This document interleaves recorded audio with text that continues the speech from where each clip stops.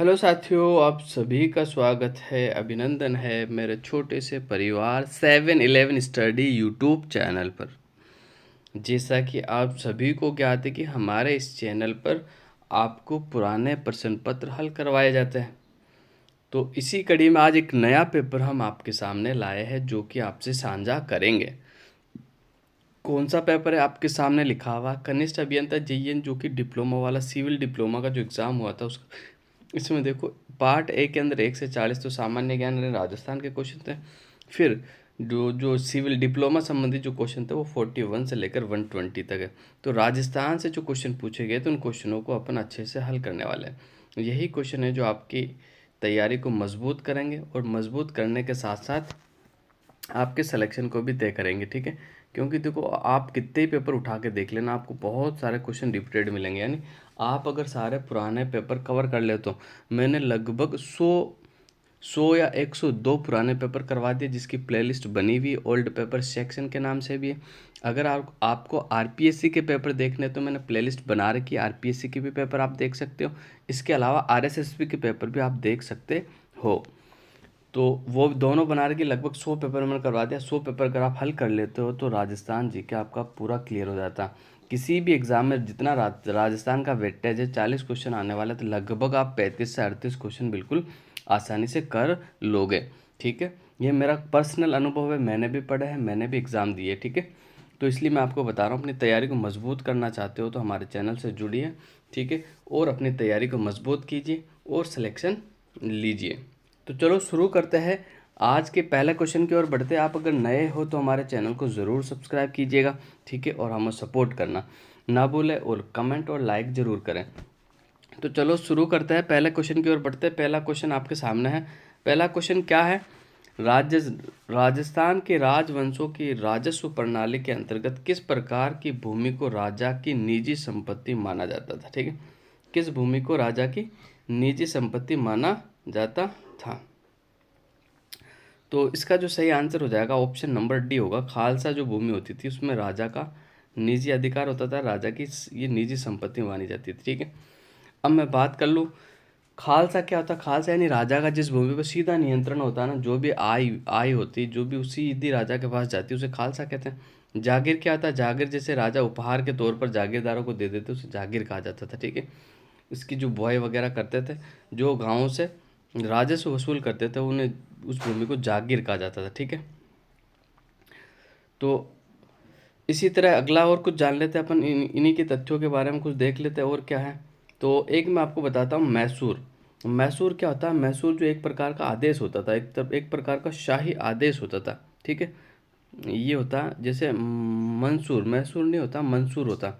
मंसूर यानी क्या होता है? एक प्रकार का शाही आदेश होता था जो कि बादशाह की मौजूदगी में शहजादे द्वारा जारी किया जाता था। उत्तराधिकारी युद्ध के समय शहजादा औरंगजेब ने अपने हस्ताक्षरित शाही आदेश जारी किए थे, वही मंसूर कहलाए। क्या कहलाए भाई? मंसूर कहलाए। अगले क्वेश्चन की ओर बढ़ते हैं। अगला क्वेश्चन क्या है? तो अगला क्वेश्चन देख लेते हैं अपन। अगला इसी के बारे में एक दो तथ्य और देख लेते हैं। चरणोत भूमि क्या होता है? चरणोत भूमि भी होती है जिसे गांव के पशुओं के लिए चारा उगाने के लिए छोड़ी जाती है। ऐसी भूमि ग्राम पंचायत के जो नियंत्रण में होती थी, जो सार्वजनिक पशु जहाँ चरते हैं उसे चरणोत भूमि के नाम से जाना जाता है। एक और मैं आपको बता ही देता हूँ, याददाश्त क्या होता है। देखो,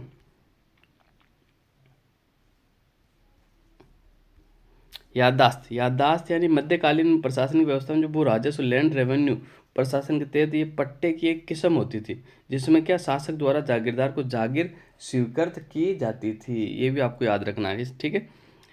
इसके अलावा और बात कर ले, जैसे 12 कोटड़ी, मतलब 12 कोटड़ी की जो व्यवस्था है ना, 12 कोटड़ी की व्यवस्था अपने जयपुर में थी, ठीक है। इसमें क्या होता था? जैसे मुगल प्रभाव के जो राजपूत शासक होते थे वो मुगल मनसबदारी के भांति जागीरदारों को अनेक दर्जे बना दिए जाते थे, ठीक है। जयपुर के महाराजा पृथ्वी सिंह ने अपने 12 पुत्रों के नाम से स्थायी जागीर चलाई, जिन्हें 12 कोटड़ी के नाम से जाना जाता है, ठीक है। और ये एग्जाम में बना हुआ सवाल भी है कि 12 कोटड़ी का संबंध है तो जयपुर से था, ठीक है। ये आपको याद रखना है। इसके अलावा मैं एक सवाल और आपको इंपॉर्टेंट बता देता हूँ। 12 कोटड़ी के अलावा राजस्थान की एकमात्र रियासत जहाँ उत्तराधिकारी शुल्क नहीं लिया जाता था, कौन सी थी? तो वो जैसलमेर थी, ठीक है। कौन सी थी? जैसलमेर। जैसलमेर से कभी भी उत्तराधिकारी शुल्क नहीं लिया गया, ठीक है। ये बिल्कुल उत्तराधिकारी शुल्क से बची रही, ठीक है। तो ये तथ्य भी आपको याद रखना। इसके अलावा एक तथ्य और बता देता हूँ, मध्यकाल में जैसे जो प्रधानमंत्री होते थे उनको कौन सी रियासत के प्रधानमंत्री को मुसाहिब कहा जाता था? मुसाहिब, क्या कहते थे? मुसाहिब, मुसाहिब कहा जाता था। तो जयपुर के जो प्रधानमंत्री बनते थे उन्हें मुसाहिब के नाम से जाना जाता था। ये तथ्य भी आपको याद रखना है, ठीक है।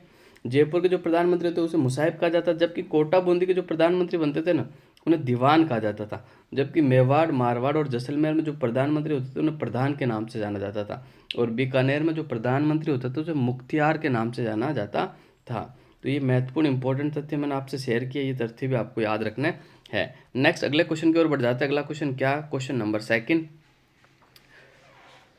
हाल ही में राजस्थान के किन जिलों में पोटास के बड़े भंडार मिले हैं? तो इसका जो राइट आंसर हो जाएगा आपको बिल्कुल ऑप्शन नंबर डी होगा। वे गंगानगर, बीकानेर और नागौर। ऑप्शन नंबर डी आपका बिल्कुल सही आंसर होगा, ठीक है। बीकानेर के लाखासर में, और बीकानेर के लाखासर में भी हाल ही के अंदर भी पोटास भारी मात्रा में मिला। इसके अलावा भी लेटेस्ट में बात कर लूँ तो हनुमानगढ़ के अंदर भी पोटास के भंडार मिले। कहाँ मिले? सतीपुरा में मिले हुए। कब मिले? सतीपुरा में मिले हैं। इसके अलावा ऑल ओवर राजस्थान में अपन बात कर ले तो देखो बीकानेर, चूरू, गंगानगर, हनुमानगढ़, बीकानेर, चूरू, गंगानगर, हनुमानगढ़, बीकानेर और नागौर में पोटास के भंडार है, ठीक है। और राजस्थान में पोटास के कुल कितने भंडार है? तो 2400 मिलियन टन पोटास के भंडार राजस्थान में है। ये भी आपको याद रखना है, ठीक है। और पोटास के जो मुख्य उत्पादक जिले वो भी ऊपर वाले ये, ठीक है। ये भी आपको याद रखना है। ऊपर वाले का मतलब समझे ना आप, उत्तरी राजस्थान के जो जिले हैं उन्हें ऊपर वाले जिले कहा जाता है, ठीक है। नेक्स्ट अगले क्वेश्चन की ओर बढ़ जाते हैं गाइस। अगला क्वेश्चन क्या? अगला क्वेश्चन आपके सामने है, बहुत शानदार सवाल है गाइस। निम्नलिखित में से कौन सा अभिलेख शिलालेख जिला स्थान सुमेलित नहीं है? ये आपको बताना। तो देखते कौन सा सुमेलित नहीं है। सबसे पहले वसंतगढ़, सिरोही, मानगढ़, चित्तौड़गढ़, घटियाल, जैसलमेर और चीरवा, उदयपुर। तो ये घटियाल वाला जो है ना ये जैसलमेर से संबंधित नहीं है, ठीक है। ऑप्शन नंबर सी आपका बिल्कुल राइट आंसर हो जाएगा। वसंतगढ़, सिरोही से, मानमोर, चित्तौड़ से, चीरवा, उदयपुर से। घटियाल वाला जो है, घटियाल वाला कहाँ मिला था? तो घटियाल वाला आपको मिला था जोधपुर में। कहाँ मिला था भाई? जोधपुर में, जैसलमेर में नहीं मिला था। तो इन सभी की एक बार विस्तृत व्याख्या के साथ बात कर लेते हैं। सबसे पहले सिरोही के वसंतगढ़ की बात कर लेते हैं। सिरोही का जो वसंतगढ़ शिलालेख है कब का है? 625 ईस्वी का, जो कि राजस्थान के सिरोही जिले से प्राप्त हुआ था। कहाँ से प्राप्त हुआ था? सिरोही। इसकी भाषा संस्कृत थी, लिपि इसकी कुटिल थी। लिपि कौन सी थी? कुटिल थी। एग्जाम में पूछा जा सकता है कौन सी लिपि थी? कुटिल लिपि। कौन सी लिपि थी? वसंतगढ़ शिलालेख की जो लिपि थी कुटिल लिपि थी, ठीक है। इस शिलालेख में क्या है भाई? मेवाड़ के जो गुहिल वंश के शासक शिलादित्य का उल्लेख मिलता है आपको, ठीक है। और शिलादित्य के समय जावर माता के मंदिर का निर्माण भी मिलता है, वो भी इस शिलालेख में आपको उपलब्ध है। और अगले शिलालेख की बात कर लेते हैं तो अगला शिलालेख कौन सा? अगला शिलालेख है घटियाल वाला शिलालेख। ये घटियाल वाला जो शिलालेख है 861 ईसा पूर्व का, ये आपको याद रखना, 861 ईस्वा का, ठीक है। जबकि मैंने बसंतगढ़ आपको बताया था 625 ईस्वी का। वसंतगढ़ का कब बताया मैंने? 625 ईस्वी का। और घटियाल अभिलेख 861 ईस्वी का। कितने ईस्वी का? 861 ईस्वी का। 861 ईस्वी का। इसके अंदर क्या है? ये भी संस्कृत भाषा में, इसमें अभिलेख प्रत्यार राजा कक्कुक ने स्थापित करवाया था। ये कक्कुक के काल का, ठीक है। कक्कुक का काल कार्य इसमें है क्या वो भी मैं आपको बता देता हूँ, ठीक है। इसमें एक लेख है जो कि प्राचीन जैन मंदिर में प्राकृत भाषा में उत्कीर्ण है। 4 लेख संस्कृत भाषा में मंदिर के पास खाकू देवल नामक स्थान पर उत्कीर्ण करवाया था, ठीक है। और इसमें जो गुज्जर प्रत्यार वंश के जो राजा हुए थे ना, कौन से? हरिश्चंद्र से लेकर कक्कुक तक सारों की वंशावली इसमें मिलती है। ये तथ्य भी आपको याद रखना। इसके अलावा कक्कुक ने घटियाला और मंडोर में जय स्तंभ स्थापित कराए थे, ये भी तथ्य आप याद रख सकते हो। इसका जो लेखक था कौन था? वो मातृराव यानी मृग ब्राह्मण था। और उत्कीर्णकर्ता कौन था? तो कृष्णेश्वर था। ये तथ्य भी आप याद रख सकते हो, एग्जाम में बिल्कुल पूछा जा सकता है। अगली बात कर लेते हैं अपन चीरवा के अभिलेख की। कौन सा अभिलेख की बात कर लेते हैं? चीरवा अभिलेख की बात कर लेते हैं। चीरवा अभिलेख कहाँ मिला था? उदयपुर के चीरवा गांव में। कब का है? 1273 ईस्वी का। तिथि आपको याद रखनी है, सुमेलित करने में तिथि पूछी जाती है। वसंतगढ़ 625, घटियाल 861, चीरवा 1273। कहाँ मिला था? उदयपुर में मिला था। चीरवा कहाँ मिला था? उदयपुर में मिला था, चीरवा गांव के अंदर। ये भी संस्कृत भाषा में। और इस शिलालेख में गोइल वंश के जो शासक होते हैं, जयत्र सिंह, तेज सिंह, समर सिंह, इनके बारे में इनकी जानकारी मिलती है। और इस अभिलेख में सती प्रथा की जानकारी भी आपको मिलती है, ये भी आप याद रख सकते हो। इसके रचयिता कौन है? तो रतन पर्व शुरू इसके रचयिता और शिल्पी इसके दलहन थे, ठीक है। ये तथ्य भी आप याद रख सकते हो। इसके अलावा आखिरी शिलालेख अपना मानमोरी बचा। मानमोरी जो है ये महानमोरी का अभिलेख जो मिला ना, चित्तौड़गढ़ के मानसरोवर जो झील है ना, उसके तट पर कर्नल जेम्स टोड को मिला था। किसको मिला था? Colonel James Tod. राजस्थान के इतिहास का पितामह किसे कहा जाता है? कर्नल जेम्स टोड को, उन्हें मिला था ये। चित्तौड़ की प्राचीन स्थिति और मौर्य वंश के इतिहास का वर्णन मिलता है आपको किसमें? मानमोरी चित्तौड़गढ़ में, ठीक है। मानमोरी अभिलेख जो कि कर्नल जेम्स टोड इसे अपने साथ ले जा रहे थे, लेकिन भारी होने के कारण इसको समुद्र में फेंक दिया, ठीक है। भारी होने के कारण इसे समुद्र में फेंक दिया था, ये तथ्य भी आपको याद रखना है। अगले क्वेश्चन की ओर बढ़ जाते हैं गाइस। अगला क्वेश्चन क्या है? अगला क्वेश्चन आपके सामने क्वेश्चन नंबर 4। किस मेवाड़ शासक के समय जावर की खानों में चांदी की प्राप्ति हुई थी? ठीक है, कौन सा शासक था? तो वो थे, ऑप्शन नंबर आपका बिल्कुल ए वाला बिल्कुल राइट हो जाएगा। महाराणा लाखा के काल के अंदर जावर की खानें जो कि मेवाड़ में पड़ती थी, वह चांदी की प्राप्ति हुई थी, ठीक है। यानी चांदी भारा मात्रा में वहाँ पर मिला था। राणा लाखा की मैं बात कर लूँ तो राणा लाखा का जो काल है ना, देखो याद रखना, 1382 से लेकर 1421 तक था, ठीक है। 1382 से लेकर 1421 तक इनका कार्यकाल था।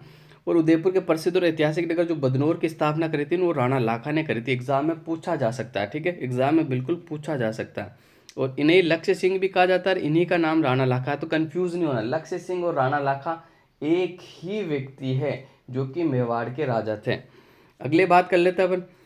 राणा लाखा के काल में जो चिड़ीमार बंजारा था, बेल की स्मृति में जिसने पिछोला झील का निर्माण करवाया था, ठीक है। चिड़ीमार बंजारा ने पिछोला झील का निर्माण करवाया था।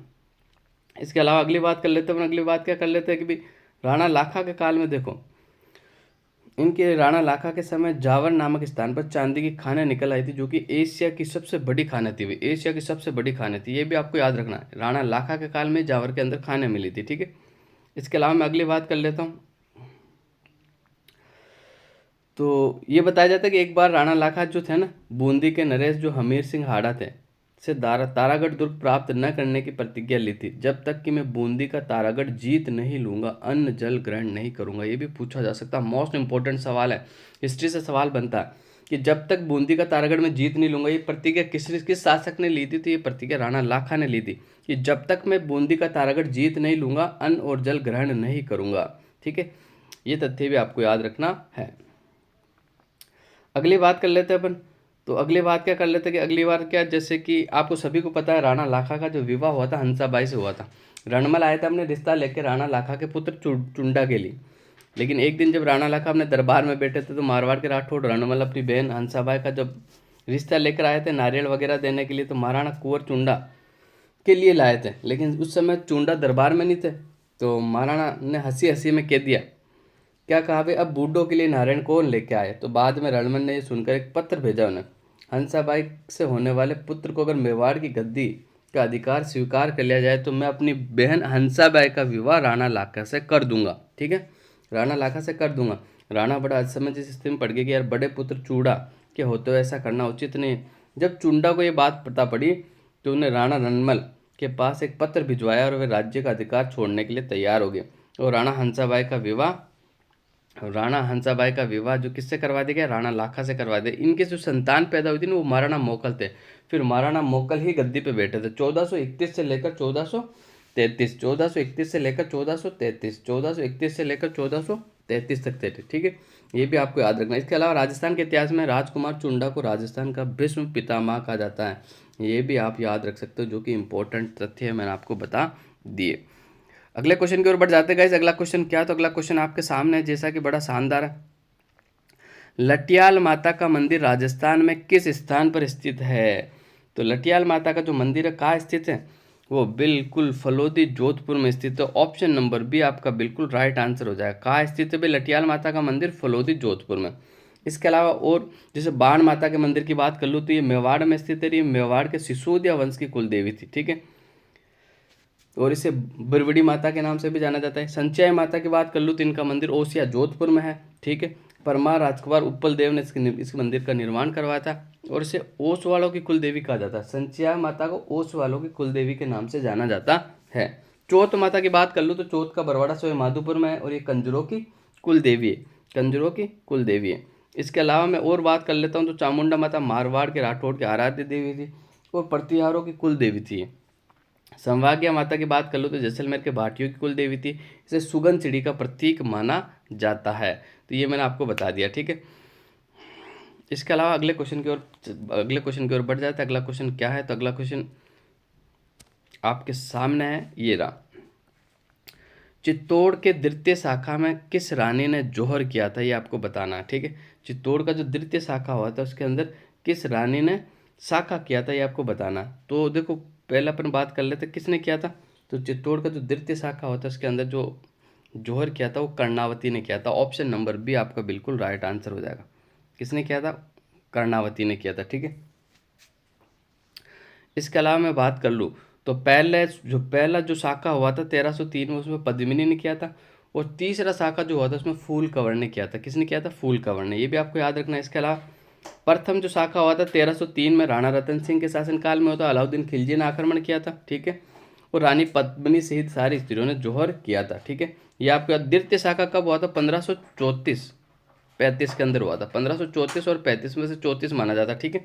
34 के अंदर हुआ था। इसमें इस समय किसने आक्रमण किया था, तो राणा विक्रमादित्य के शासनकाल में हुआ था। गुजरात के जो सुल्तान थे ना, बहादुर शाह के आक्रमण किया था, ठीक है। और रानी कर्मवती ने जौहर किया था। ये तथ्य आपको याद रखना। तीसरा जो शाखा हुआ था 1567-68 में हुआ था। राणा उदय सिंह के शासनकाल में अकबर के आक्रमण के समय हुआ था, और जिसमें जयमल और फत्ता के नेतृत्व में चित्तौड़गढ़ की सेना ने मुगल से जमकर मुकाबला किया था, और फूल कंवर के नेतृत्व में स्त्रियों ने जौहर किया था। तो ये तथ्य भी आपको याद रखना है। जो मोस्ट इंपॉर्टेंट तो थे, तीनों जौहर मैंने आपको, तीनों शाखे चित्तौड़गढ़ के मैंने आपको बता दिए। अगले क्वेश्चन की ओर बढ़ते हैं। निम्नलिखित में से कौन सा घन लोक वाद्य यंत्र नहीं है, ये आपको बताना है। कौन सा घन वाद्य यंत्र है, नहीं है। मंजीरा, चीपिया, हंकल और बाकिया।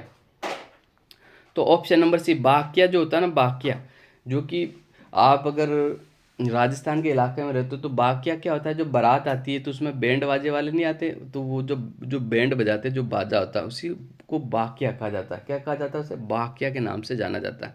ये बाकिया जो है सुशीर वाद्य यंत्र है, ये घन वाद्य यंत्र नहीं है, ये तो फूक से बजाया जाता है, ठीक है। और बाकी मंजीरा, चीपिया, हाकल है जो कि घन वाद्य यंत्र है। बाकिया की मैं थोड़ी सी और बात कर लूँ तो ये पीतल का बना हुआ होता है और बिगुल के आकार का वाद्य यंत्र होता है।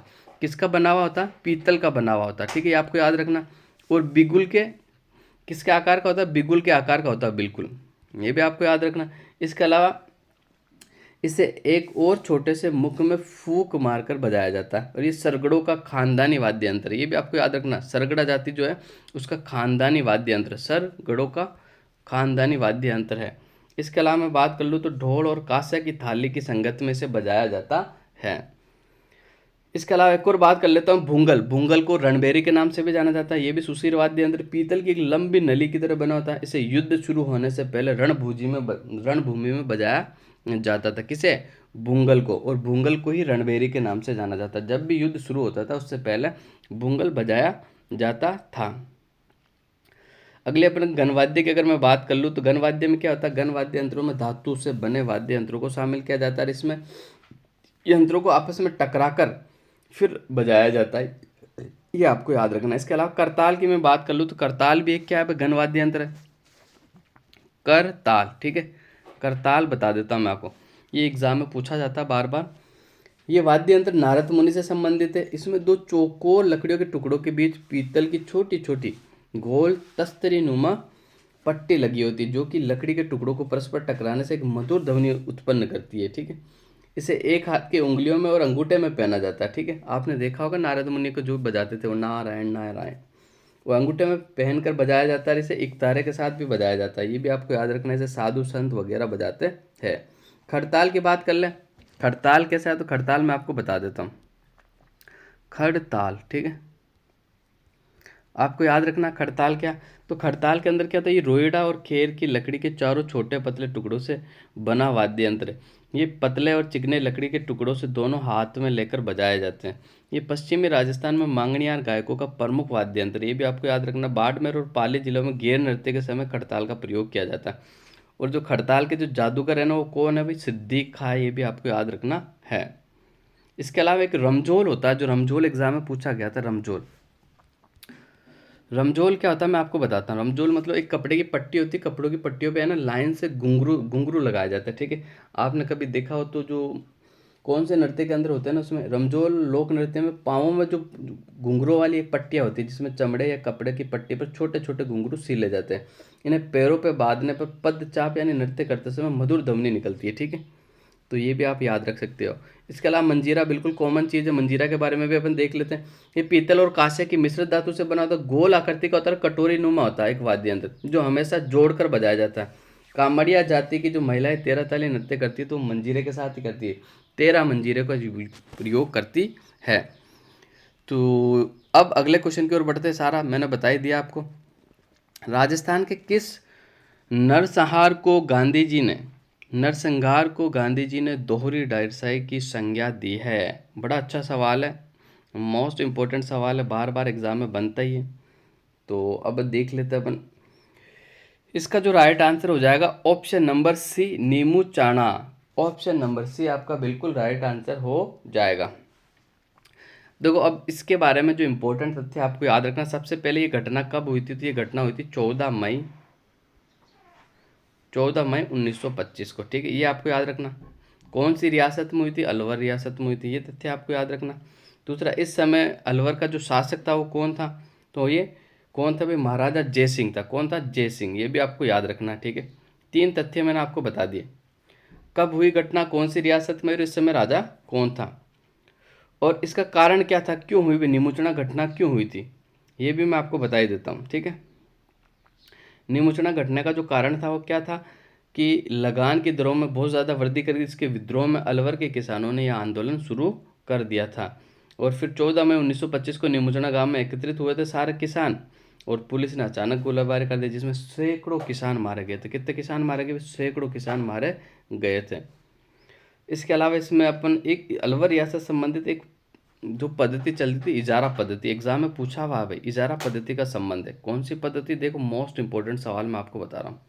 इजारा पद्धति का जो संबंध है ना वो अलवर से है। इजारा पद्धति होती क्या है? इसमें ऊंची बोली बोलने वाले को निश्चित भूमि निश्चित अवधि के लिए दिया जाना इजारा पद्धति कहलाती थी। ठीक है, ये भी आपको याद रखना है कि निश्चित भूमि का जो टुकड़ा दिया जाता था उसे इजारा पद्धति के नाम से जाना जाता था।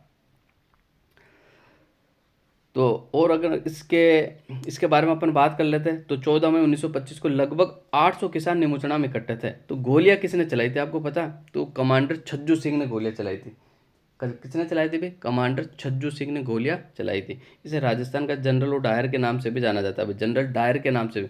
राजस्थान का जनरल डायर कौन था? तो छज्जू सिंह था। ये भी तथ्य जो कि एग्जाम में बनने वाला, आप बिल्कुल याद रखना, मोस्ट इंपॉर्टेंट तथ्य। इसके अलावा मैं बात कर लूँ तो महात्मा गांधी की पत्रिका यंग इंडिया में निमुचना कांड को जलियांवाले बाग हत्याकांड से भी विभिन्न बताते हुए दोहरी डायरसाई की संज्ञा दी है, और इसे जलियांवाला बाग हत्याकांड के नाम से भी जाना जाता है। ये तथ्य भी आप याद रख सकते हो, जो कि इम्पोर्टेंट थे, मैंने आपको बता दिए। अब अगले क्वेश्चन की ओर बढ़ते हैं। गिंगोली परबसर का युद्ध 1807 में लड़ा गया, किस किस के मध्य लड़ा गया? तो ये आपको बताना। तो गिंगोली का जो युद्ध लड़ा गया था नागौर जिले के परबत्सर के पास गिंगोली नामक स्थान पर लड़ा गया था। जयपुर के शासक थे जगत सिंह और अमीर खां पिंडारी की संयुक्त सेना और जोधपुर के शासक मान सिंह के मध्य लड़ा गया था। ठीक है, ये आपको याद रखना, जयपुर और जोधपुर के मध्य। ऑप्शन नंबर सी आपका बिल्कुल राइट आंसर हो जाएगा। जयपुर के शासक कौन थे? जगत सिंह थे, जबकि जोधपुर के शासक थे मान सिंह राठौड़। जयपुर के जगत सिंह के साथ अमीर खां पिंडारी भी थे, जो कि टोक रियासत के शासक थे। ये भी आपको याद रखना। गिंगोली का युद्ध कब हुआ था? 1807 में हुआ था। मोस्ट इंपॉर्टेंट, एक हुआ क्यों था ये युद्ध? मेवाड़ की राजकुमारी कृष्णा कुमारी के विवाह को लेकर हुआ था। यदि कृष्णा कुमारी के जो पिता थे वो भीम सिंह, राणा भीम सिंह थे। ये तथ्य भी आपको याद रखना। इसके अलावा देखो, कुछ और ऐसे युद्ध की मैं बात कर लेता हूँ जो बहुत कम आपने सुने होंगे, कभी एग्जाम में आपके बनते हैं, तो आपका क्वेश्चन गलत ना हो। तो थोड़ा सा स्पेस ले लेते, स्पेस लेके अपन बात करते हैं। ठीक है, ये अपना स्पेस हो गया। अब अपन बात कर लेते हैं। सबसे पहले मैं बात करूंगा भूताला का युद्ध।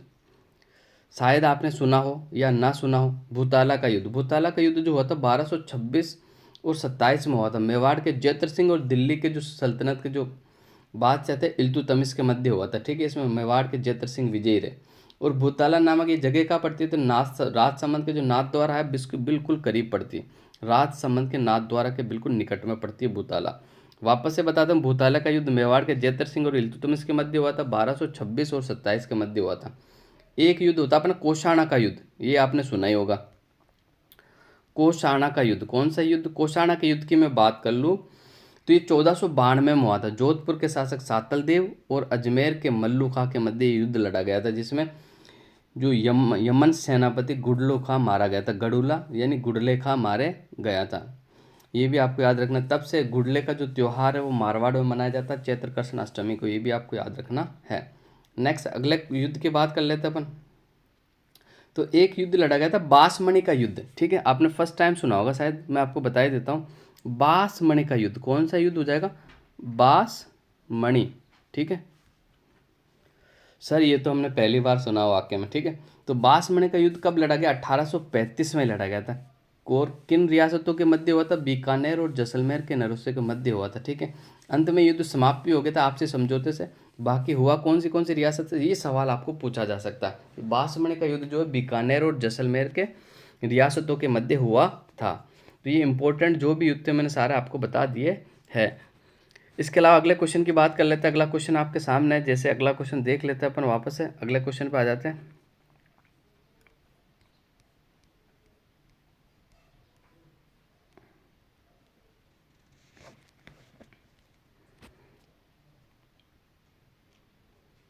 अगला क्वेश्चन आपके सामने कौन सा क्वेश्चन है देख लेते हैं। बिल्कुल, सीफ एक है। सीफ एक है, सीफ क्या है आपको बताना, ठीक है। कौन सा क्वेश्चन है? क्वेश्चन नंबर 10 अपना, ठीक है। सीफ क्या है? तो सीफ जो है एक अनुदैर्ध्य बालू का स्तूप है। ऑप्शन नंबर ए आपका बिल्कुल राइट आंसर हो जाएगा। मोस्ट इंपॉर्टेंट ये सवाल है, बार बार एग्जाम में बनता है। सीफ क्या होता था? एक अनुदैर्ध्य बालू का स्तूप होता है। अनुदैर्ध्य यानी जो हवा होती है, हवा के अनुदिश जो बनता है ना, उसे बालू का स्तूप को अनुदैर्ध्य बालू का स्तूप कहा जाता है। अनुप्रस्थ यानी समकोण पर बनने वाला बालू का स्तूप। तो ये तथ्य भी आपको याद रखना। बालू का स्तूप क्या होता है? जो रेत के जो टीले होते हैं ना, अपनी अपनी हवा के कारण अपनी आकृतियों को अलग अलग सांचे में ढाल लेते हैं, उन्हें बालू का स्तूप के नाम से जाना जाता है। नेक्स्ट अगले क्वेश्चन की बात कर लेते हैं। अगला क्वेश्चन क्या है? तो अगला क्वेश्चन आपके सामने है। मार्च 2020 तक राजस्थान में रेल मार्गों की कुल लंबाई थी। तो इसका अपना राइट आंसर जो हो जाएगा ऑप्शन नंबर ए, 5,998 किलोमीटर हुई। कितनी है? 5,998 किलोमीटर। ऑप्शन नंबर ए आपका बिल्कुल राइट आंसर हो जाएगा। अगले क्वेश्चन की मैं बात कर लेता हूँ। निम्नलिखित में से कौन सी प्रथा विवाह से संबंधित है, ये आपको बताना है। तो जड़ूला, जलवा पूजन, मूठ भरई और मौसर। तो ऑप्शन नंबर जो सी, मूठ भरई जो है, मूठ भरई जो प्रथा है वो विवाह से संबंधित है। मूठ भरई प्रथा क्या होती है आप मुझे कमेंट करके ज़रूर बताना, ठीक है। अगर आपको नहीं आता तो मैं आपको कमेंट में इसका जवाब दे दूंगा। तो देखते कौन कौन बता सकता है। वैसे सब ने इस रस्म को निभाया होगा, तो कौन कौन जानता है मूठ भरई रस्म के बारे में। अगले क्वेश्चन की ओर देखते हैं। 1857 की क्रांति के दौरान राजस्थान में ब्रिटिश छावनियाँ थी। तो कितनी छावनियाँ थी? ब्रिटिश 6 छावनियाँ थी। राजस्थान में कितनी छावनियाँ थी? 6 छावनियाँ थी, जिसमें से एक तो ब्यावर और एक मेरवाड़ा छावनी जो थी, उनने 1857 की क्रांति से अपने आप को अलग रखा था, यानी भाग नहीं लिया था। ये भी आपको याद रखना। 1857 की क्रांति की जो शुरुआत हुई थी नसीराबाद से हुई थी। सबसे पहले कब हुई थी? नसीराबाद से शुरू हुई थी। नसीराबाद में कब हुई थी? 28 मई 1857 को हुई थी। ये तथ्य भी आपको याद रखना है, जो कि मोस्ट इंपॉर्टेंट है, ठीक है। 1857 की क्रांति के समय गवर्नर जनरल कौन थे? तो लॉर्ड कैनिंग थे, ठीक है। और राजस्थान के एजीजी कौन थे? George Patrick Lawrence. कौन थे भाई? जॉर्ज पैट्रिक लॉरेंस थे, ठीक है। जयपुर रियासत के पीए कौन थे? तो ईडन थे। जोधपुर रियासत के पीए कौन थे? तो मॉक मौसन थे। ये भी आपको याद रखना, ठीक है। कोटा के कौन थे? कोटा के बर्टन थे। उदयपुर रियासत के पीए कौन थे? शावर्स थे, ठीक है। सिरोही के कौन थे? जेडी होले थे। भरतपुर के कौन थे भाई? मॉरिसन थे, ठीक है। कौन थे भाई? मॉरिसन। तो ये तथ्य आपको याद रखना है, जो मैंने आपको बता दिए सारे इंपॉर्टेंट थे। अगले क्वेश्चन की ओर बढ़ जाते हैं। अगला क्वेश्चन क्या? अगला क्वेश्चन आपके सामने है। Question number 14। राजस्थान के अंतर्राष्ट्रीय सीमा पर स्थित जिलों का उत्तर से दक्षिण का सही क्रम है। ये पिछले पेपर मैंने करवाए थे, लगभग दूसरा या तीसरा पेपर जो था ना लास्ट, उसमें मैंने ये आपको बताया था कि सवाल पूछा जाएगा। देखो सामने छप ही गया, क्रम से जमाना आपको। तो देखो मैं बता देता हूँ, शानदार इसका क्रम बता दूँ, एक बार में आपको याद हो जाएगा। देखो सबसे पहले नीचे नीचे जो आता है वो बाड़मेर आता, ठीक है। बाड़मेर के बाद आता अपना जैसलमेर। जैसलमेर के बाद में आता अपना बीकानेर। बीकानेर के बाद में अपना जो आता है वो गंगानगर आता। कौन आता है? गंगानगर, ठीक है। बाड़मेर की मैं बात कर लूँ तो बाड़मेर जैसलमेर 464 हो जाएगा। जैसलमेर कितना टच होता है? 464। बीकानेर 168। बीकानेर कितना टच होता है? 168। गंगानगर 210। और बाड़मेर 228, ठीक है। तो ये आपको याद रखना है। अब इसने पूछा कि उत्तर से दक्षिण का क्रम बताइए। सबसे पहले अपना गंगानगर, फिर बीकानेर, फिर जैसलमेर, फिर Barmer. Ganganagar, Bikaner, Jaisalmer, Barmer. Option number C में आपको नजर आ रहा है, ऑप्शन नंबर सी आपका बिल्कुल राइट आंसर हो जाएगा। नेक्स्ट अगले क्वेश्चन की बात कर लेते हैं। अगला क्वेश्चन क्या है, निम्नलिखित में से सिंचाई परियोजना जिला या जिले में कौन सा सम्मिलित नहीं है, ये आपको बताना है। कौन सा सम्मिलित नहीं है? सोम कमलांबा डूंगरपुर, सोम कागदर राजसमंद, नौहर सिद्धमुख हनुमानगढ़ चूरू, सावन भादो कोटा। कोटा। तो इसका जो राइट आंसर हो जाएगा क्वेश्चन नंबर 15 का अपना बिल्कुल ऑप्शन नंबर बी। सोम कागदर का जो संबंध है वो तो उदयपुर से है। कहाँ से है भाई? उदयपुर से है, राजसमंद में हो ही नहीं सकती। तो ऑप्शन नंबर आपका बिल्कुल बी वाला राइट आ जाएगा। राजसमंद में कौन सी परियोजना है? तो नंद संबंध परियोजना राजसमंद में है भाई। नंद संबंध जो परियोजना का है, नंद संबंध परियोजना, सॉरी सॉरी सॉरी, ये पाली में पड़ती है नंद संबंध, ठीक है। नंद संबंध नहीं पड़ती, नंद संबंध परियोजना राजसमंद में नहीं पड़ती है, पाली के अंदर पड़ती है अपनी। तो ये मैंने आपको बता दिया। बाकी सोम कमलाबाद डूंगरपुर के साथ साथ उदयपुर को भी सिंचाई देती है। नौहर सिद्धमुख हनुमानगढ़ और चूरू, ठीक है। नौहर और भादरा हनुमानगढ़ की तहसील, और चूरू की जो राजगढ़ तहसील को उससे फ़ायदा होता है। सावन भादो जो परियोजना ये कोटा की है, ठीक है। सावन भादो जो परियोजना कहाँ की है? कोटा की है। नेक्स्ट अगले क्वेश्चन की बात कर लेते हैं। तो अगला क्वेश्चन क्या है? अगला क्वेश्चन आपके सामने है। राजस्थान में भीलों द्वारा पहाड़ी भागों में की जाने वाली कृषि, जैसे कि मैंने पहले भी आपको जब भी बताता था, उसके भी राजस्थान में जो आदिवासियों द्वारा जो खेती की जाती है उसे क्या कहा जाता है? वालरा कहा जाता है। क्या कहा जाता है? वालरा के नाम से जाना जाता है। किसके नाम से जाना जाता है? वालरा। वालरा खेती दो प्रकार की होती है, एक तो दजिया, एक चिमाता। एक तो दजिया, एक चिमाता। दजिया जो कि मैंने बताया था मैदान में की जाती है, मैदान का दे, दजिया का दे। ये मैदानी क्षेत्र में की जाती है। पूछा गया पहाड़ी क्षेत्र में, तो पहाड़ी क्षेत्र में चिमाता। ऑप्शन नंबर बी आपका बिल्कुल राइट आंसर हो जाएगा। नेक्स्ट अगला क्वेश्चन देखते हैं। अगला क्वेश्चन क्या है? तो अगला क्वेश्चन आपके सामने,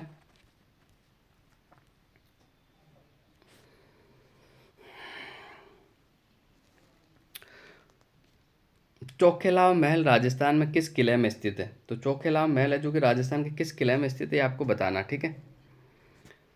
तो देखते हैं किस किले में, हनुमानगढ़ दुर्ग में है, या आमेर दुर्ग में है, या जोधपुर दुर्ग में है, ठीक है। तो कहाँ स्थित है ये आपको बताना है। तो इसका जो राइट आंसर हो जाएगा अपने जोधपुर दुर्ग में स्थित है। कहा चोखेलाव महल कहाँ स्थित है? जोधपुर दुर्ग में स्थित है, ठीक है।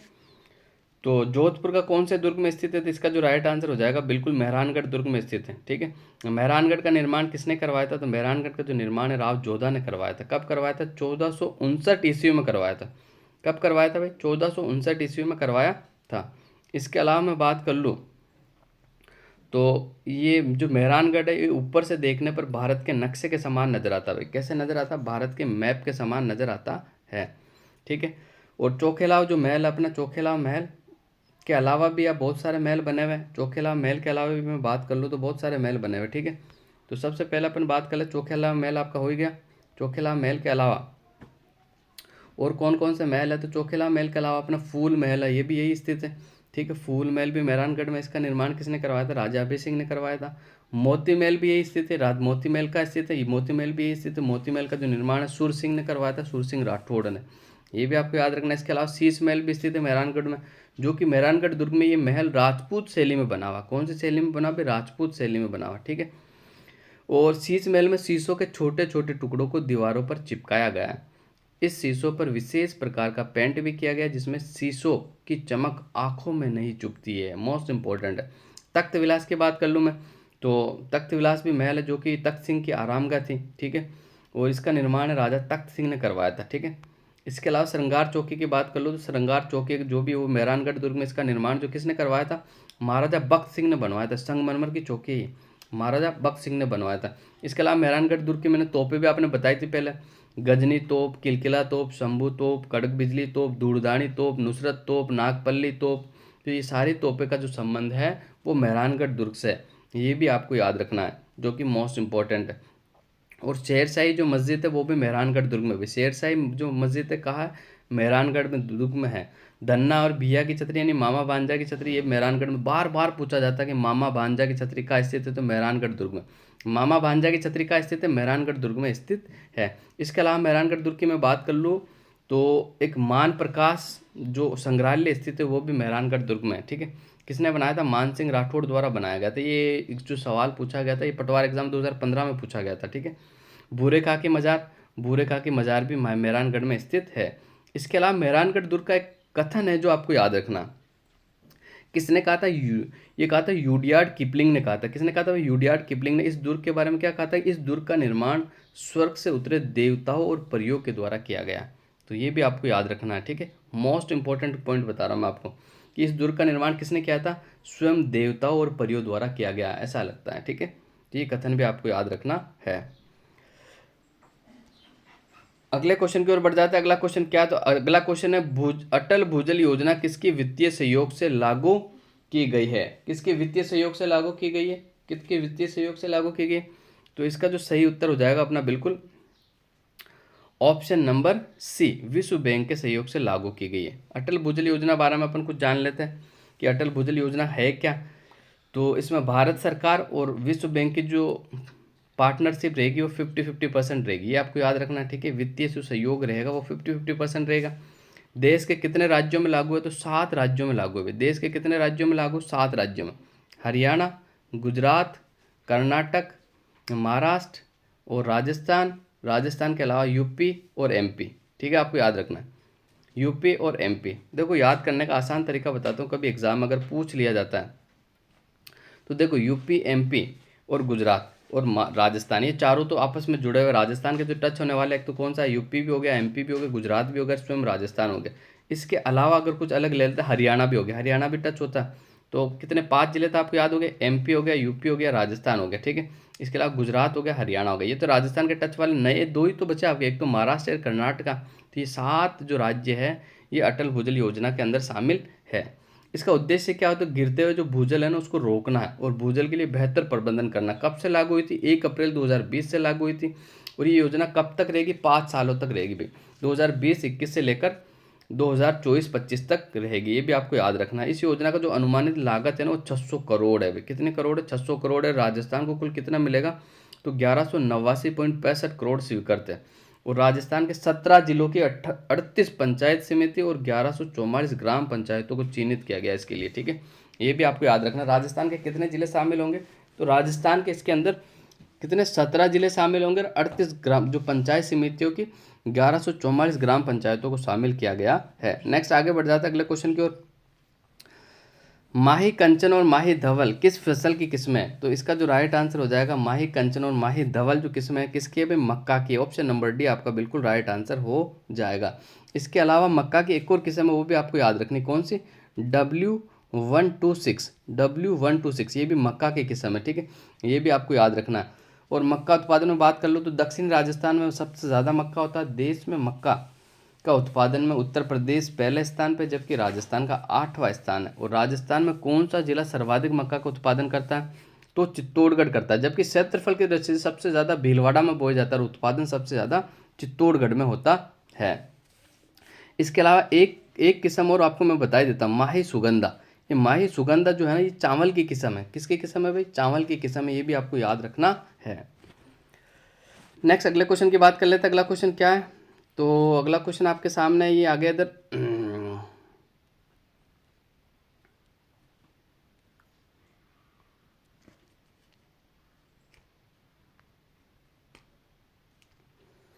कौन सा क्वेश्चन है ये? अपना अपना 20वां क्वेश्चन है। निम्नलिखित में से कौन राजस्थान के लोकायुक्त के जांच के दायरे में नहीं आते हैं? तो ये आपको बताना। तो देखते कौन कौन नहीं आता। देखो, मंत्री, विभागीय सचिव, राज्य के विधानसभा के सचिवालय के कर्मी और महालेखाकार राजस्थान। तो इसका जो राइट आंसर हो जाएगा, मंत्री तो जांच के दायरे में आते हैं, बिल्कुल सही है। विभागीय सचिव भी आता है लेकिन राज्य विधानसभा के जो सचिवालय के कर्मचारी वो नहीं आते एक तो। और दूसरा महालेखाकार ऑफ राजस्थान ये भी नहीं आता, महालेखाकार ऑफ राजस्थान ये भी नहीं आता। तो ऑप्शन नंबर दोनों सही हो जाएंगे, 3 और 4। तो देखते 3-4 का लिखा हुआ कौन सा ऑप्शन में है। तो ऑप्शन नंबर बी आपका बिल्कुल राइट आंसर हो जाएगा। नेक्स्ट अगले क्वेश्चन की बात कर लेते हैं। राष्ट्रीय पुरस्कार प्राप्त मोहनलाल किस शिल्प कला से संबंधित है? ठीक है, मोहनलाल का जो संबंध है कौन से शिल्प कला से है? तो इसका जो राइट आंसर हो जाएगा ऑप्शन नंबर डी, मोलेला मर्ण मूर्ति कला से संबंधित है, ठीक है। मोलेला मर्ण मूर्ति कला से संबंधित है। मोहनलाल कुमार को 2012 में पद्मश्री पुरस्कार भी दिया गया, ये भी आपको याद रखना। मोहनलाल कुमार जो कि मोलेला गांव राजसमंद में पड़ता, मिट्टियों की सुंदर सुंदर मूर्तियां बनाई जाती छोटी छोटी, इसके लिए मोहनलाल कुमार प्रसिद्ध है। ये आपको याद रखना है, जो कि मोस्ट इंपॉर्टेंट तथ्य था मैंने आपसे शेयर कर दिया है। अगली बात कर लेते हैं अपन, राजस्थान में 75 से 110 सेंटीमीटर वर्षा वाले क्षेत्रों में कौन से वन पाए जाते हैं। तो ये आपको बताना कौन से वन पाए जाते हैं। तो देख लेते हैं अपन, इसका जो सही आंसर होगा कौन सा होगा, 75 से 110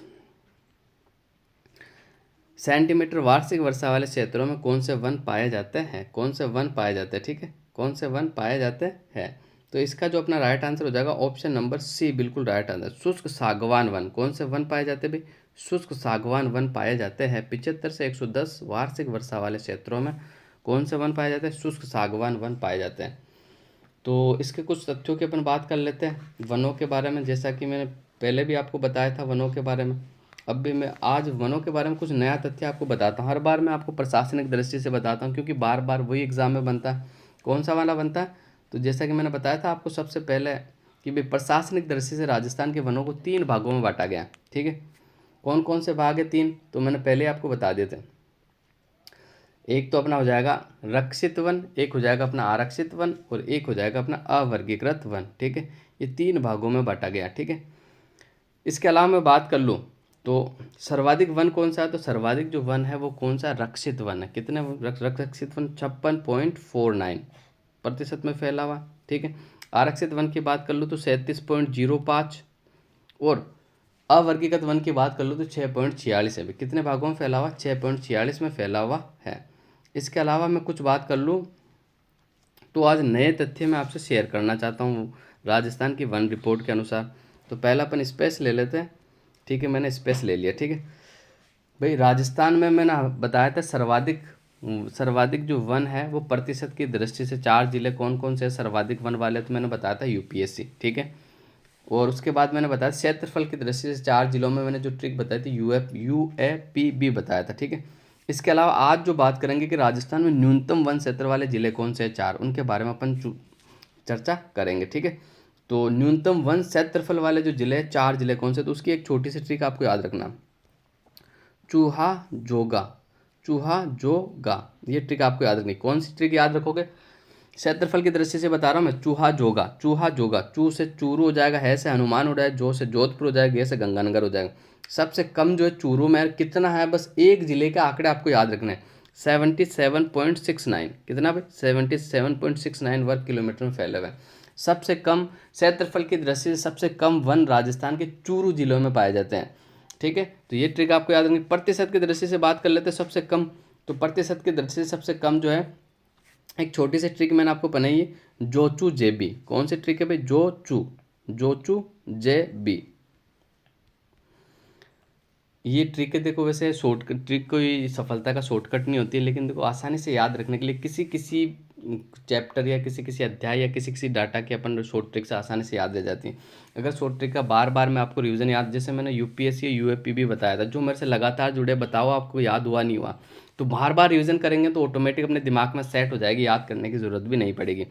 तो प्रतिशत के मामले में जो 4 सबसे कम क्षेत्र में जो वन पाए जाते हैं उसकी जो ट्रिक है, जोचू जेबी, जोधपुर, चूरू, जैसलमेर, बीकानेर, जोधपुर, चूरू, जैसलमेर, बीकानेर। जोधपुर के अंदर कितने वन पाए जाते हैं, प्रथम आंकड़ा मैं बता दूं, सबसे कम जो पाए थे 0.48% राजस्थान में, वो जोधपुर में पाए जाते हैं। ये भी आपको याद रखना है। इसके अलावा मैं और तथ्यों की बात कर लूँ आपसे, तो देखो राजस्थान में अत्यधिक सघन वन जो पाए जाते हैं ना, वो कितने पाए जाते हैं, तो 0.02% पाए जाते हैं, 0.02%। कुल कितना एरिया पाया जाता है, 78.15 किलोमीटर में फैले हुए। कौन से वन, अत्यधिक सघन वन, ठीक है। इसके अलावा बात कर लेते हैं अपन मध्यम सघन वन जो पाए जाते हैं 1.28, कितना भाई, 1.28, ठीक है। आपको याद रखना कितने पाए जाते हैं, 1.28, तो मैंने बता दिया 1.28, ठीक है, ये आपको याद रखना, ठीक है। और कुल कितना एरिया, तो 4368.65 किलोमीटर में फैला हुआ। खुले वन की मैं बात कर लूँ तो 3.57, खुले वन कितने फैले हुए, 3.57 में फैले हुए। कुल कितना एरिया घेरते हैं, तो 12,208.16 किलोमीटर में फैले हुए। तो कुल कितने वन हो गए, मैं पहले भी आपको बताया था, तो टोटल वन हो जाएगा अपना 16,655 वर्ग किलोमीटर में, ठीक है, 55 वर्ग किलोमीटर में फैले हुए। ये भी आपको याद रखना। झाड़ी वन की बात कर लो तो 1.41 क्षेत्र में फैले हुए। सर्वाधिक झाड़ी वन कहाँ है, तो सर्वाधिक झाड़ी वन आपके पाली में पड़ते हैं। सर्वाधिक झाड़ी वन कहाँ पड़ते हैं, पाली में पड़ते हैं, ये आपको याद रखना। सर्वाधिक झाड़ी वन कहाँ पड़ते हैं, पाली में, और न्यूनतम झाड़ी वन गंगानगर, हनुमानगढ़, ठीक है। ये तथ्य भी आप याद रख सकते हो। इसके अलावा वनों के प्रकार में जैसे हमने जो बात हुई थी,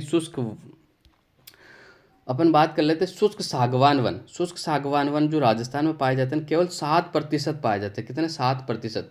शुष्क सागवान कहाँ पाए जाते हैं? बांसवाड़ा, चित्तौड़गढ़, प्रतापगढ़, उदयपुर, कोटा, बारां में मिलते हैं। ठीक है, ये मोस्ट इंपॉर्टेंट सर्वाधिक शुष्क सागवान वन जो आपको मिलते हैं ना, देखो मोस्ट इंपॉर्टेंट तथ्य जो एग्जाम में आने वाला, बांसवाड़ा में मिलते हैं। आपको कहाँ मिलते हैं शुष्क सागवान वन? सर्वाधिक कहाँ मिलते हैं? बांसवाड़ा। और कुल वनों का 7% है, जबकि शुष्क पतझड़ वनों की बात कर ले तो कुल राजस्थान में 27% पाए जाते हैं। कितने? 27%।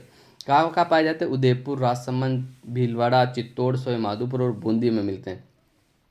इसके अलावा मैं बात कर लूँ उष्ण कटिबंधीय कांटेदार वन, ये 65%। राजस्थान में सर्वाधिक है भाई उष्ण कटिबंधीय कांटेदार वन, 65% आपको मिलेंगे। ठीक है, और ये कौन कौन से? ये जोधपुर, बीकानेर, जालोर, सीकर, झुंझुनू यानी रेगिस्तानी जिलों में आपको मिलते हैं।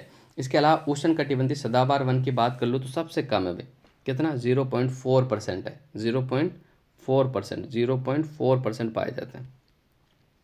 और कहाँ पाए जाते हैं? केवल माउंट आबू के चारों तरफ ही पाया जाता है। ठीक है, और ये सघन वन है, ये वर्ष भर हरे भरे रहते हैं, ये भी आपको याद रखना है। इसके अलावा सालर वन की बात कर ले, सालर वन सबसे ज़्यादा आपको अलवर, उदयपुर, सिरोही और चित्तौड़गढ़ में मिलते हैं। तो अगले क्वेश्चन की बात कर लेते। सारे तथ्य जो कि इंपॉर्टेंट नए तथ्य थे वो भी मैंने आपसे शेयर कर दिए। क्लास आपको अच्छी लगी हो तो ज़रूर मेरे चैनल को सब्सक्राइब कीजिएगा, मुझे सपोर्ट कीजिएगा। मेरे को ज़्यादा सब्सक्राइब नहीं है, अभी तो मेरा 1000 सब्सक्राइबर भी नहीं, 550 के आसपास मेरे सब्सक्राइबर आप देख सकते हो। तो अगले क्वेश्चन की ओर बढ़ जाते हैं। अगला क्वेश्चन क्या है? तो अगला क्वेश्चन हो गया आपके सामने, ये अगला क्वेश्चन आ गया नया। राजस्थान की निम्नलिखित झीलों में कौन सी राष्ट्रीय झील संरक्षण कार्यक्रम के अंतर्गत नहीं आती है, ये आपको बताना है। तो देखो पहले मैं बता देता हूँ, जो NLCP जो कार्यक्रम है, ठीक है, यानी राष्ट्रीय झील संरक्षण योजना जो है, इसके अंदर राजस्थान की कितनी झीलों को शामिल किया गया? 6 झीलों को शामिल किया गया। कितनी झीलों को शामिल किया गया? 6 झीलों को शामिल किया गया। ठीक है, 2 तो उदयपुर की झील है, 2 अपने अजमेर की झील है, एक अपनी सिरोही वाली हो जाएगी, एक अपनी जयपुर वाली हो जाएगी। तो सर कौन कौन सी एक बार आप बता दो। तो मैं आपको बता ही देता हूँ, इसका जो सही आंसर हो जाएगा अपना, कौन सी झील शामिल नहीं है? तो आना सागर भी है, Fateh Sagar, Pichola, Kolayat, option number D शामिल नहीं है। ठीक है, ये सही है। अब स्पेस लेके 6 झील आपको मैं बता देता हूँ कौन कौन सी 6 झील शामिल है। तो देखो, एक तो होगी फतेह सागर उदयपुर। कौन कौन सी होगी? फतेह सागर, शॉर्ट में लिख रहा हूँ मैं, फतेह सागर उदयपुर वाली होगी। ठीक है, एक पिछोला झील उदयपुर वाली होगी, पिछोला झील। और अजमेर की एक तो आना सागर अजमेर का हो गया। ठीक है, आना सागर अजमेर वाली होगी।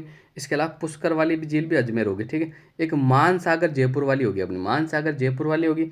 और इसके अलावा एक अपनी नक्की झील जो कि सिरोही में स्थित है। कहाँ स्थित है? सिरोही में। तो ये 6 झीलें हैं जो कि राष्ट्रीय झील संरक्षण योजना के अंतर्गत शामिल है। इसके अलावा मैं बात कर लूँ रेशो की, 1 अप्रैल 2016 से जो रेशियो था ना पहले, तो वो 70-30 का था, लेकिन वर्तमान के अंदर देखो कितना हो गया? 60-40 का रेशियो हो गया, आपको याद रखना। ठीक है, 60 और 40 का रेशियो हो गया।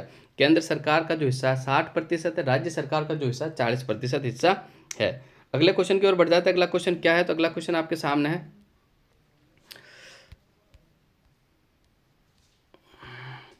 निम्नलिखित में से कौन सा राजस्थान का लोक नाट्य शैली नहीं है? संवाक, ख्याल, रम्मत और ढाडी। तो ऑप्शन नंबर ए आपका बिल्कुल राइट आंसर हो जाएगा। ढाडी राजस्थान की लोक नाट्य शैली नहीं है। तो आज अपन संवाक की बात कर लेते हैं। संवाक लोक नाट्य का पूरा पोस्टमार्टम अपन कर लेते हैं। देखो संवाक के अंदर क्या होता है, ये लोक नाट्य संवाक एक परंपरा है, कब से चली आ रही है? पौराणिक काल से चली आ रही है। इसके अंदर क्या होता है, जैसे कोई भी विशेष ऐतिहासिक, पौराणिक या लोक प्रसिद्ध प्रसिद्ध चरित्र, देवी देवताओं के रूप में अपने आरोपित को प्रस्तुत करना ही संवाक कहलाता है। ठीक है, और इसको बहरूपिया कला के नाम से भी जाना जाता है। इस कला का सबसे नामी कलाकार जो था ना, वो केलवा का परशुराम था भाई। कहाँ का? केलवा का परशुराम, केलवा उदयपुर का परशुराम मोस्ट इंपॉर्टेंट है। इस कलाकार को याद रखना, कभी कभी छपेगा परशुराम, केलवा उदयपुर का परशुराम, केलवा उदयपुर का परशुराम। और इसका जो वर्तमान में प्रसिद्ध कलाकार वो जानकीलाल बांड भीलवाड़ा का। कहाँ का भाई? जानकीलाल बांड भीलवाड़ा का, ये भी आपको याद रखना है। और इसे मंकी मैन के नाम से भी जाना जाता है, क्योंकि लंदन में जानकीलाल बांड ने बंदर के रूप धारण करके मंकी मैन के रूप में बहुत ख्याति अर्जित करी थी, ये भी। और वर्तमान में उनका ही पुत्र कौन? लादूलाल भांड इस संवाद की जो कला को है, लोक नाट्य को आगे बढ़ा रहा है। ठीक है, कौन? लादूलाल भांड। मैंने 3 कलाकार बता दिए आपको संवाद के, एक तो लादूराम भांड, एक जानकीलाल भांड, एक परशुराम। तो ये तथ्य भी आपको याद रखना है। ठीक है, संवाद कला के बारे में अपन और कुछ बात कर लेते हैं। तो मैं आपको बता देता हूँ कहाँ कहाँ के प्रसिद्ध है। तो देखो, देवगढ़ राजसमंद का भांड बहुत प्रसिद्ध है, और गीदड़ का संवाद शेखावटी क्षेत्र में भी प्रसिद्ध है। बहरूपिया संवाद जो है ना, बहरूपिया संवाद में क्या होता है, चरित्र को अपने रूप से ढाल के फिर बहरूप यानी उनका जो सकल रूप का धारण करके फिर किया जाता है। नाहर संवाद जो प्रसिद्ध है, भीलवाड़ा का प्रसिद्ध है। ये शाहजहाँ के काल में 1614 में शुरू हुआ था। ये एग्जाम में बना हुआ सवाल है। संवाद कब शुरू हुआ था? शाहजहाँ के काल में शुरू हुआ था। ये जो नाहर नृत्य भीलवाड़ा में कब किया जाता है? चैत्रकर्षण त्रयोदशी को किया जाता है। ये भी आपको याद रखना। सवारी और जुलूस नाट्य और कोटा का नान प्रसिद्ध है। इसके अलावा चौक चन्याणी, ये शेखावटी क्षेत्र में गणेश चतुर्थी को ये संवाद किया जाता है, चौक चन्याणी संवाद। अगले क्वेश्चन की ओर बढ़ जाता है। अगला क्वेश्चन क्या? अगला क्वेश्चन आपके सामने है, निम्नलिखित में से कौन सा प्राचीन अंचल वर्तमान में सुमेलित नहीं है? सीवी चित्तौड़गढ़, जांगल देश, बीकानेर, सपाद लक्स, सीकर चूनू, अबुर्द, अपना जो हो जाएगा सिरोही। ठीक है, तो ये कौन सा हुआ क्वेश्चन अपना? क्वेश्चन नंबर 25 पे। क्वेश्चन नंबर कौन सा अपना? 25 है। ठीक है, तो कौन सा अंचल इसमें सुमेलित नहीं है आपको बताना। सीवी बिल्कुल चित्तौड़गढ़ है। ठीक है, बिल्कुल सही आंसर है। और जांगल देश अपना बीकानेर हो जाएगा, ये भी बिल्कुल सही है। सपाद लक्स में सीकर झुंझुनू नहीं आता भाई। सपाद लक्ष्य में नागौर है ना, नागौर के आसपास की भूमि आती थी। ठीक है, नागौर के आसपास का जो एरिया आता था वो सपाद लक्ष्य में आता था, अजमेर और नागौर के आसपास का। ठीक है, तो इसका जो राइट आंसर हो जाएगा ऑप्शन नंबर सी बिल्कुल राइट आंसर हो जाएगा। सिरोही को प्राचीन काल में अबुर्द के नाम से जाना जाता था, ये भी बिल्कुल सही है। नेक्स्ट अगला क्वेश्चन देख लेते हैं। अगला क्वेश्चन क्या है? तो अगला क्वेश्चन आपके सामने 28, किशनगढ़ हवाई अड्डे का उद्घाटन किसने किया? ठीक है, किशनगढ़ हवाई अड्डे का जो उद्घाटन है, क्वेश्चन नंबर 26 का जो अपना राइट, अक्टूबर 2017 के अंदर किया गया। कब किया गया? किसने किया था? ये इंपॉर्टेंट है। किसने किया था? हमारी रानी महारानी वसुंधरा राजे। उस समय जो सीएम थी कौन थी? वसुंधरा राजे ने अक्टूबर 2017 के अंदर किशनगढ़ हवाई अड्डे का उद्घाटन किया गया था। ये सवाल 2-3 बार पूछा गया एग्जाम में, वापस रिपीट हो सकता है, याद रखना होगा आपको। अक्टूबर 2017, अक्टूबर 2017, अक्टूबर 2017। नेक्स्ट अगले क्वेश्चन की ओर बढ़ते हैं। अगला क्वेश्चन क्या है? तो अगला क्वेश्चन है आपका, राजस्थान लोक सेवा को प्रदान की गारंटी अधिनियम 2011 के बारे में अधोलिखित कथनों को पढ़िए। इसकी शुरुआत 15 सरकारी विभागों की 108 सेवाओं से की गई थी। सेवा प्रदान करने की निर्धारित अवधि की गणना में राज्य के अवकाशों को छोड़ा जाता है। तो इसका जो राइट आंसर हो जाएगा आपका बिल्कुल दोनों सही हो जाएंगे। ऑप्शन नंबर डी, दोनों बिल्कुल राइट आंसर हो जाएंगे। ठीक है, कि भी इसकी शुरुआत 15 सरकारी विभागों की 108 सेवाओं से की गई थी, बिल्कुल सही है। दूसरा, सेवा प्रदान करने की निर्धारित अवधि की गणना में राज्य के अवकाशों को छोड़ा गया है। तो अगले क्वेश्चन की बात कर लेते हैं अपन। अगला क्वेश्चन क्या है? तो अगला क्वेश्चन आपके सामने ये आ गया, वरहत राजस्थान का उद्घाटन 30 मार्च 1949 को किसने किया था? मैंने आपको रटवाई थी ट्रिक। आप अगर मुझसे जुड़े हो तो मैंने क्या कहा था? गाडगिल गाडगिल चाचा पटेल, गाडगिल गाडगिल चाचा पटेल। तो इसका जो सही आंसर हो जाएगा, ये कौन सा चौथा चरण था? तो चौथे चरण में कौन आए थे? गाडगिल गाडगिल चाचा पटेल, यानी सरदार वल्लभ भाई पटेल। ऑप्शन नंबर बी आपका बिल्कुल राइट आंसर हो जाएगा। ठीक है, अगले क्वेश्चन की बात कर लेते हैं। अगला क्वेश्चन क्या है? तो चित्रकार जो अपने आदमकद के व्यक्तिगत चित्रों के लिए जाना जाता था, तो इसका जो राइट आंसर हो जाएगा कौन सा होगा? अपन देखते हैं सर क्या है ऑप्शन में, क्या क्या दिया हुआ अपने को। कि जयपुर का साहिब राम हो गया, किशनगढ़ का निहाल चंद हो गया, बीकानेर का अहमद अली हो गया, मेवाड़ का साहिबदीन हो गया। कौन भाई? मेवाड़ का कौन हो गया? साहिबदीन हो गया। ठीक है, तो इसका जो राइट आंसर हो जाएगा अपना जयपुर का Sahib Ram. Option number A आपका बिल्कुल राइट आंसर हो गया। ठीक है, ऑप्शन नंबर जो ए आपका बिल्कुल राइट आंसर हो गया। इसके अलावा देखो मैं एक चीज़ आपको बताता हूँ, ये जो ऑप्शन है ना बहुत शानदार है। आपको 4 चित्रकार मिल गए। किशनगढ़ का जो चित्रकार है निहाल चंद मोरध्वज हो गया, बीकानेर का जो चित्रकार है अहमद अली हो गया, बीकानेर का जो चित्रकार, और मेवाड़ का जो चित्रकार है साहिबदीन।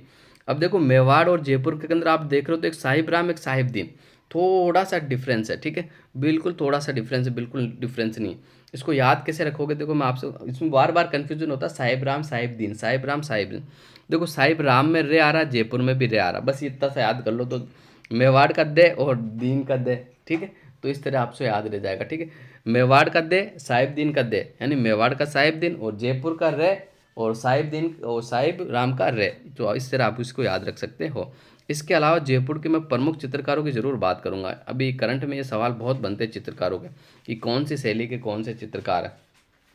तो जयपुर का जैसे एक तो हो गया अपना साहिब राम हो गया। ठीक है, साहिब राम के अलावा मैं बात कर लूँ तो मोहम्मद शाह, कौन सा हो जाएगा? मोहम्मद शाह। मोहम्मद शाह के अलावा बात करता हूँ शालिग्राम, कौन सा हो जाएगा? शालिग्राम। एक आपका हो जाएगा रघुनाथ, कौन सा हो जाएगा रघुनाथ। एक हो जाएगा आपका गंगा बख्श, कौन सा हो जाएगा भाई गंगा बख्श। एक आपका हो जाएगा लालचंद, लालचंद उस्ताद जो कि वास्तुकार भी थे किसके, हवा महल के, लालचंद उस्ताद जो कि हवा महल के वास्तुकार थे, ठीक है। इसके अलावा रामजी दास, कौन सा भाई रामजी दास, ये जयपुर शैली के प्रमुख चित्रकार थे। जयपुर शैली में जो प्रमुख रंग होते हैं एक तो पीला हरा लाल, कौन सा, पीला हरा और लाल, ये तीन रंगों का प्रयोग हुआ था। फिर प्रमुख चित्रकार मैंने बताए थे साहिब राम, मोहम्मद शाह, शालिग्राम, रघुनाथ, गंगा बख्श, लालचंद और रामजी दास, ये जयपुर शैली के प्रमुख चित्रकार थे। और या अगर अपन वो लालचंद उस्ता के बारे में पढ़ ले तो लालचंद जो उस्ता है ना, हवा महल के वास्तुकार थे। किसके, हवा महल के वास्तुकार थे। किसके वास्तुकार थे भाई, हवा महल के। हवा महल की मैं बात कर लूँ तो हवा महल का जो निर्माण हुआ था ना, कब हुआ था, ठीक है, तो 1799 में हुआ था। किसने करवाया था, सवाई प्रताप सिंह ने करवाया था। किसने करवाया था, सवाई प्रताप सिंह ने करवाया था। कितना मंजिला है, 5 मंजिला है। कितना मंजिला है, 5 मंजिला है। कितना मंजिला है, 5 मंजिला बना हुआ, ठीक है, ये आपको याद रखना।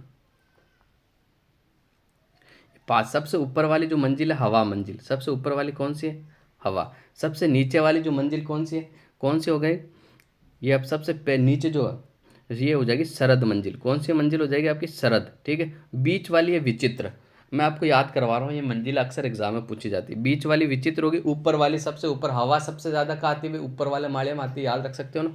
अपने मारवाड़ी में कहते हैं ना, ऊपर वाला जो मालिया होता है उसमें सबसे ज़्यादा हवा आती है, यानी ऊपर वाली मंजिल में सबसे ज़्यादा हवा आती है, ठीक है। बीच वाला तो बिल्कुल विचित्र है, ठीक है, विचित्र महल हो गया बीच वाला, ऊपर हो गया हवा महल, नीचे वाला हो गया अपना कौन सा शरद। और ये बच गया अपना रतन, और ये अपना बच गया प्रकाश। हवा के नीचे क्या आता, प्रकाश, ठीक है। तो प्रकाश, हवा, दो ऊपर वाली मंजिल होगी, शरद, रतन और विचित्र ये 3 नीचे वाली मंजिल होगी। ये भी मैंने आपको याद करवा दिया है। और ये कृष्ण भगवान के मुकुट के समान है। ये किसने कहा था, तो कर्नल जेम्स टोड ने कहा था, ठीक है। और ये हवा महल का जो निर्माण करवाया गया था कि जो जयपुर में जो कि सवारी निकलती थी ना, गणगौर की सवारी, तो जो राजाओं की जो रानियाँ देखती थी, तो उसके लिए इसका निर्माण करवाया गया था, ठीक है, जो कि मोस्ट इंपॉर्टेंट है, तो मैंने आपको बता दिया। अगले क्वेश्चन की ओर बढ़ जाते हैं। अगला क्वेश्चन क्या है, तो अगला क्वेश्चन आपके सामने है, कौन सा वन्यजीव अभ्यारण्य काले हिरणों और कुरंजा के लिए प्रसिद्ध है। तो बिल्कुल इसका जो राइट आंसर हो जाएगा ऑप्शन नंबर डी, बिल्कुल राइट आंसर हो जाएगा भाई। ताल छापर जो कि काले हिरणों और कुरंजा के लिए प्रसिद्ध, ऑप्शन नंबर डी आपका बिल्कुल राइट आंसर हो जाएगा। अगले क्वेश्चन की ओर बढ़ते हैं। अगला क्वेश्चन क्या है, तो क्वेश्चन नंबर 31 आपके सामने है, ठीक है। कौन सा क्वेश्चन है भाई, 31 क्वेश्चन आपके सामने है। कौन सा क्वेश्चन है, 31, कौन से जिले से गजनेर लिफ्ट नहरों से लाभान्वित होते हैं, यानी कौन से जिले जो गजनेर लिफ्ट नहर से लाभान्वित होते हैं, ये आपको बताना है, ठीक है। तो 31 का जो आपका राइट आंसर हो जाएगा बीकानेर और नागौर, ठीक है, बीकानेर और नागौर, ठीक है। और इसका जो पुराना नाम है, कौन सा पुराना नाम है इसका, पुराना नाम, जो इसका नया नाम है वो क्या, पन्नालाल बारूपाल है। ये भी आपको याद रखना, पन्नालाल बारूपाल इस लिफ्ट का जो नया नाम रखा गया। और बीकानेर और नागौर जिले जो कि इससे लाभान्वित होते हैं। नेक्स्ट अगली बात कर लेते हैं अपन, आखा तीज किस माह में आती है, तो आखा तीज जो आती है बैसाख माह में आती है। कौन से माह में आती है, बैसाख माह में आती है, ठीक है, ये आपको याद रखना। होली कौन से माह में आती है, तो फाल्गुन में आती है, ठीक है। गणगौर कौन से माह में आती है, चैत्र में आती है। पुष्कर मेला कौन से माह में आता है, तो कार्तिक में आता है। कब आता है, कार्तिक में, यानी कार्तिक में आता है, ये आपको याद रखना है। कार्तिक पूर्णिमा को पुष्कर मेला लगता है, आपको याद रखना है, ठीक है। तो ये मैंने आपको बता दिया मोस्ट इंपॉर्टेंट तथ्य। इसके अलावा अगले क्वेश्चन की ओर बढ़ जाते हैं, बड़ली का शिलालेख जो कि अशोक काल से पूर्व का माना जाता है, कहाँ स्थित है। तो 33 का आपका जो राइट आंसर हो जाएगा टोक, टोक, सीकर, अजमेर और भीलवाड़ा। तो इसका जो राइट आंसर हो जाएगा क्या होगा, बिल्कुल ऑप्शन नंबर डी है जो आपका बिल्कुल राइट आंसर हो जाएगा। ऑप्शन नंबर डी आपका बिल्कुल राइट आंसर हो जाएगा। बड़ली का जो शिलालेख है राजस्थान का सबसे प्राचीन शिलालेख है, ठीक है। अजमेर जिले के बड़ली गांव में 443 ईसा पूर्व का है। ये इसकी डेट आपको याद रखनी है, 443 ईसा पूर्व का, ठीक है, ईसा पूर्व का, ठीक है, ये भी आपको याद रखना, ठीक है। इसके अलावा मैं बात कर लूँ तो ये शिलालेख विक्रम संवत की बात कर लो तो 368 का है, ठीक है। और अशोक से पहले की ब्राह्मी लिपि का है, ये भी आपको याद रखना। और इसमें जो जानकारी मिलती है इसके अनुसार जो पद्मसेन बरेली के जो समृद्ध राजा थे, अजमेर की तलहटी में बीदामती नगरी यानी इंद्रकोट बसाया था उन्होंने, ठीक है। ये अजमेर जिले से लगभग 27 किलोमीटर दूर बड़ली गांव की बिलोट माता के मंदिर के पास ये अभिलेख आपको मिला था, ठीक है।